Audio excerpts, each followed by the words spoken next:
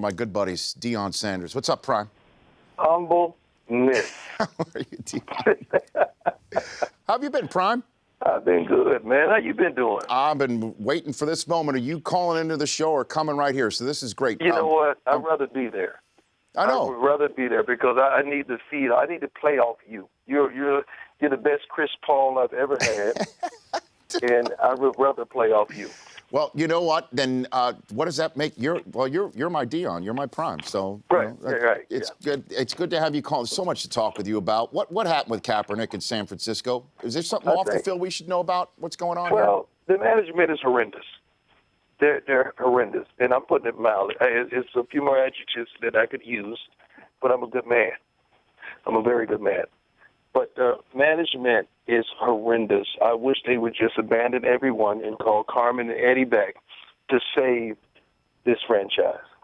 Because what they've done to a historic franchise is absolutely ignorant. And I'm being mild. I'm being nice because it's Tuesday. But Prime, I mean, this is a team that was in the Super Bowl recently, and championships after championships, right, and now they're pathetic. Well, I mean, and that's an understatement. But why has Kaepernick regressed? It can't be as simple as Harbaugh is no longer there, and he was his Sherpa, he was his Yoda, right? Yeah, but Kaepernick is he's the type of guy who I think he's a really good quarterback, but he needs a tremendous amount of help as well. There's only a couple quarterbacks that can elevate the entire team's play, and that's Tom Brady. Peyton just got back on track this past Sunday evening, as well as a guy like Drew Brees, who had hiccups all season long until the last couple of weeks. It's not too many quarterbacks. Aaron Rodgers, who you've seen, was very dismal against a really good defense, but there's only a couple quarterbacks out there that can really elevate the entire team's play. Colin is still young. It's not a tremendous supporting cast whatsoever. Up under pressure, we can't name a receiver right now. Go ahead, you got 5 seconds. And that's what's going on with Colin, and he's upset. He's really upset with the way things ended last year. I think he had a synergy with his head coach, who's gone. Who we forecasted that, but the whole world didn't want to. They hated the weather, man. They didn't want the news coming from me, but it was there with no chaser. I brought it to them real and genuine with no chaser, and they was upset. But it was what it was. Now it is what it is. But, I mean, when it comes down to it, though, Deion, it sounds like half the locker room wanted him benched. It sounds like there was a locker room that was split. Would you agree with that? We can say that. Well, the thing about, like, last year when I told you the locker room was split, nobody wanted to believe it. But now you're saying everybody want to believe that half the locker room wanted Cap benched. What's the best alternative? Gabbard? Are you kidding me? I was at the game. I didn't watch it on TV. Yeah. The Thursday night game. I was there. Mm-hmm. I was ducking for him on the sideline every time they blitzed. I was flinching. They were back there so quick. Before the T got out of his mouth and hut, they were back there. Right.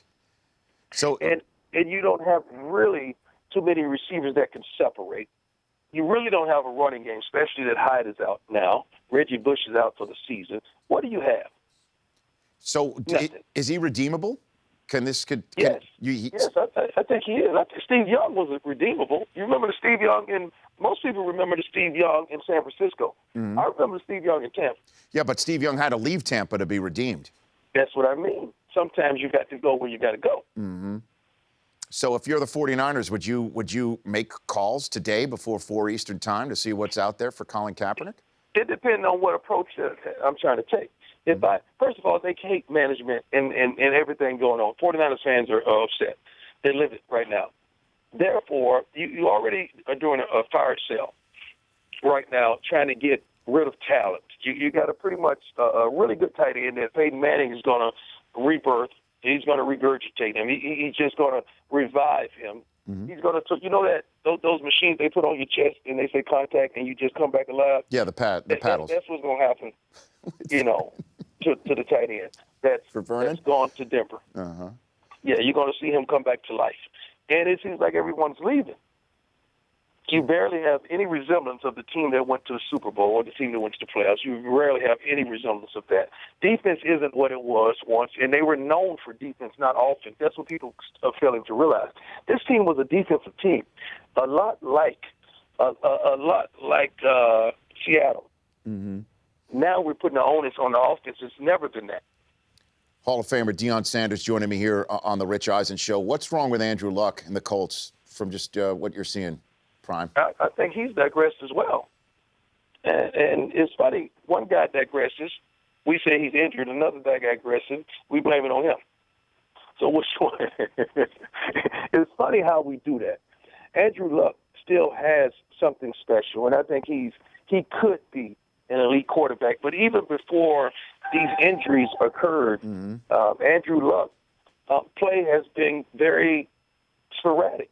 Andrew Luck, over the last 2 seasons, I believe, is amongst the leaders in interception in the NFL. And that's not because of an injury. That's because he's not seeing the game like he once saw it. Mm-hmm. And people are catching up with him. So his downfall started the first game of the season when I remember meeting with Dennis Thurman, defensive coordinator of the Buffalo Bills this offseason. And it was like just talking football. And he said, I cannot wait to that first game. We have something for Indy. I cannot wait. We have something for Andrew Luck, and they did. And ever since then, it just seems as though it's been downhill, as well as his playoff performances as well. Would you put I like Andrew Luck. I'm not hating on Andrew Luck. I'm just calling it like I see it. Would you put more stock in Cam now? Cam? Yeah. I've always had stock in Cam. I got a hit record called Cam. Cam.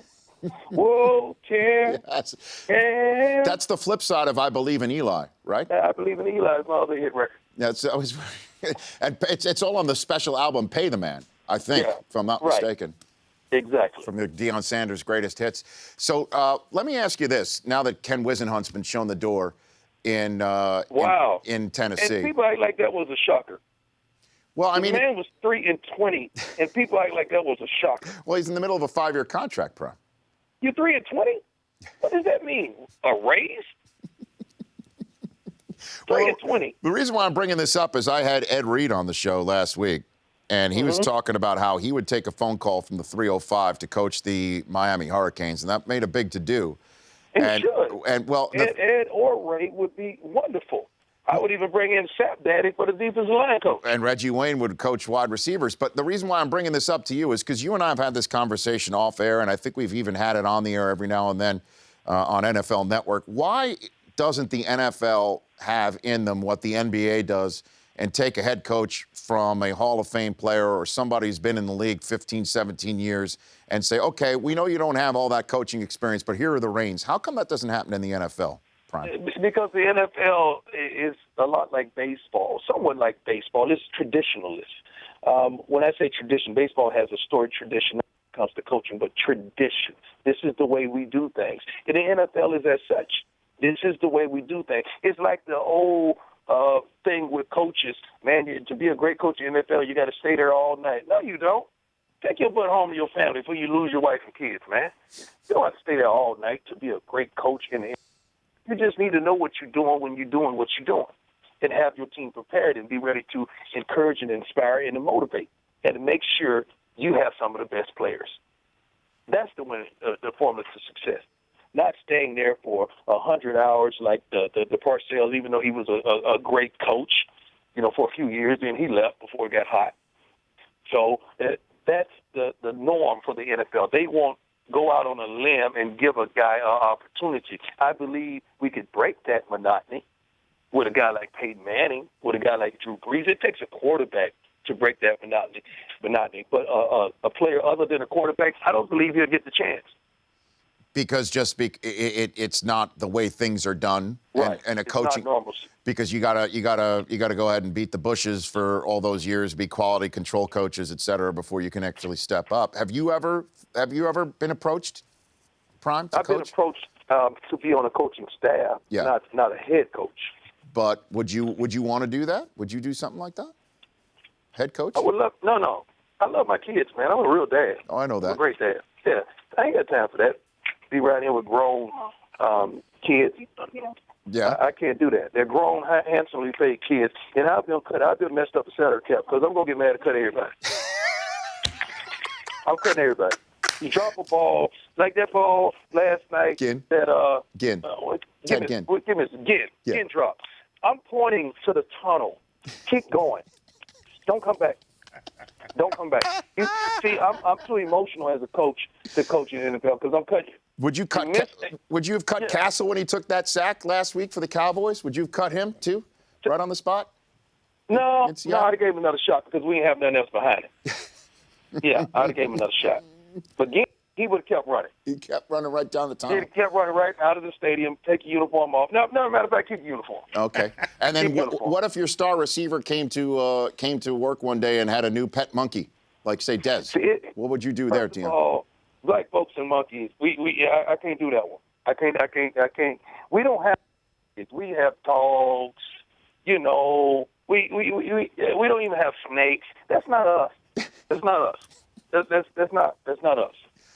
That's not us. Like, you're never gonna see me bungee jumping, deep sea diving, stuff like that. I don't do that. We don't do that. I thought I saw you on some survivalist show on NBC recently. Prime, did I see and that? they tricked me for that. What do you mean? They offered me a lot of money to do it. I didn't know I was gonna be propelling, what they call it, rappelling off the side of a mountain. Yeah. I would never do that. I wish they'd have showed you the footage that wasn't aired, because me and Bear Grylls really got into it. And I kept telling him the NAACP is going to send a plane to come get me off the top of the mountain, but there was no other way to get down, so I had to go. Then I got embarrassed. I looked to the right and to the left of me, and I saw the cameraman and the camera women going through the whole ordeal, and they weren't complaining, so it kind of punked me. So I had to continue. Peer pressure. That's the first time in my life that I felt the peer pressure. Oh, my gosh. You are the best, Prime. You are the absolute best. Come in here in studio.